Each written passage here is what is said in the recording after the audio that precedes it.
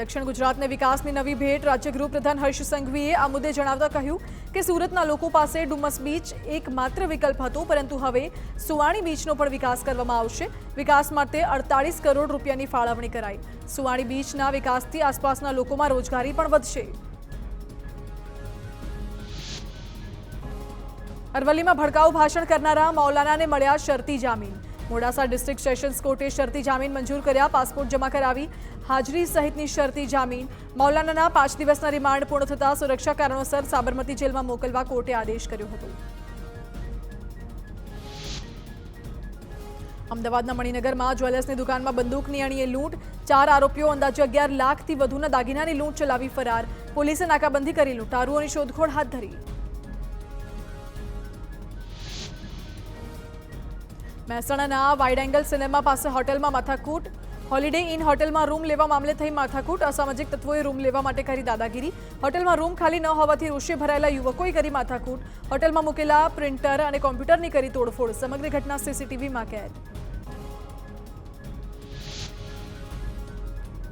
Ahmedabad airport પર મહિલાનું moped પર સ્ટન્ટ। એરપોર્ટથી શાહીબાગ તરફ મહિલાઓ સ્ટન્ટ કર્યો। મહિલા છૂટા હાથે મોપેડ ચલાવતી નજરે પડી। અકસ્માત સર્જાય તો જવાબદાર કોણ એ સવાલ।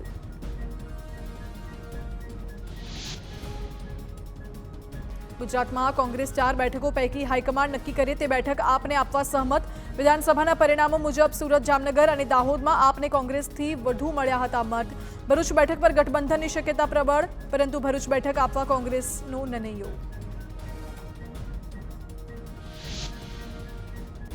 તો આપ અને કોંગ્રેસના ગઠબંધન મુદ્દે ઈસુદાન ગઢવીનું નિવેદન। કહ્યું, ગુજરાતમાં ઇન્ડિયા ગઠબંધન લગભગ નક્કી। આપ પાર્ટી ભરૂચ અને ભાવનગર લોકસભા બેઠક પૂરી તાકાત સાથે લડશે।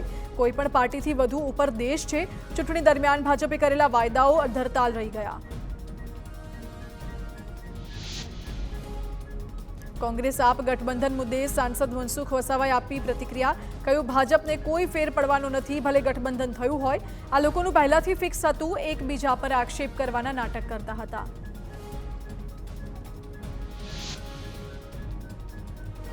કોંગ્રેસ સાથે આપના ગઠબંધન અંગે ધારાસભ્ય ચેતર વસાવાનું નિવેદન। કહ્યું, ભરૂચ બેઠક પર કોંગ્રેસ સાથે મળી ચૂંટણી લડીશું। ભરૂચમાં કોંગ્રેસ સાથે સહમતિ રહેશે। આપ પાર્ટીની ભરૂચમાં સ્વાભિમાન યાત્રા શરૂ। ઝઘડિયાના જુમાનદેવ મંદિરે દર્શન કરી યાત્રાનો પ્રારંભ કરાયો।